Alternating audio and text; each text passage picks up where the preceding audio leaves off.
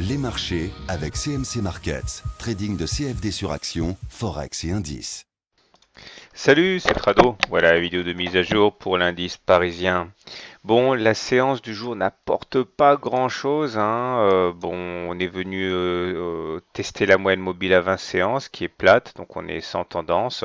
On voit que la mèche haute et la mèche basse sont toutes les deux plutôt longues, hein, ce qui montre à la fois la nervosité du marché et le fait que voilà, on bataille toute la journée sans véritablement parvenir à mettre tout le monde d'accord. Les indicateurs techniques sont toujours, à mon sens, plutôt mal orientés. Bon, le stochastique, c'est peut-être ce qui se passe de mieux, puisque regardez, le stochastique est au-dessus de son signal. Par contre, le MACD demeure désespérément sous son signal. Et le momentum, quant à lui, regardez, ça fait depuis le 4 novembre qu'il n'arrive pas à prendre de décision. C'est très très rare d'avoir cette espèce de langueur au niveau du momentum qui fait que on n'arrive pas à se décider. Donc, je pense qu'on est toujours en situation d'extrême incertitude et à rapprocher du fait que nous soyons dans ce fameux diamant dont j'ai déjà parlé pas mal. Alors, cette incertitude se retrouve au niveau de la bougie du jour qui a un harami haussier. Regardez, je vous ai sorti le tuto sur le harami haussier. Alors, le harami haussier porte très mal son nom puisque j'en ai déjà parlé, mais dans un cas sur deux, eh bien, il ne se traduit pas par une hausse, hein. Le harami haussier, c'est une bougie rouge, dont le corps est rouge, hein, et une deuxième bougie dont le corps est vert et qui va être complètement englobée, hein, par la première bougie.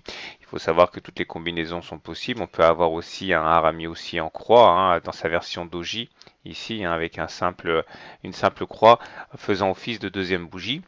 Et dans tous les cas, en tout cas, c'est surtout un signal d'incertitude, puisque statistiquement, comme je l'ai dit tout à l'heure, on a 5 chances sur 10 de monter. Donc c'est vraiment avant tout un signal d'indécision. Si on va vraiment l'utiliser pour trader, il faut peaufiner et regarder où se situe la deuxième bougie par rapport à la première bougie. C'est-à-dire que lorsque le corps de la deuxième bougie se trouve plutôt dans la partie haute de la première bougie, il y aura une hausse probable le lendemain. Et quand c'est l'inverse, dans ce cas, ça sera plutôt une baisse. Par contre, hein, lorsqu'on est à peu près dans la zone médiane, eh bien, ça confirme l'idée que c'est surtout une bougie d'indécision et c'est comme ça qu'il faut la prendre. Je vais trouver un exemple ici. Regardez, là, on avait un harami haussier. Le corps de la bougie était plutôt dans la partie haute de la première bougie, donc derrière effectivement on a eu une hausse, mais il est vraiment important de peaufiner. Alors là, quand on regarde la bougie du jour, bon, je sais pas l'idée que vous en faites, j'ai l'impression qu'on est surtout au milieu, hein, de la première bougie, donc c'est pour moi surtout un signe d'indécision qui renforce, hein, tout ce qu'on a dit auparavant avec ce fameux diamant, etc. Maintenant, si vous voulez prendre les choses à la lettre et considérer qu'un harami haussier veut dire qu'on a une hausse derrière, eh bien, c'est pas impossible non plus. Néanmoins, on est capé, hein, par la partie haute du diamant et tant qu'on n'aura pas réussi à casser soit le diamant par le haut, soit le diamant par le bas, on ne peut pas s'attendre à des choses très significatives.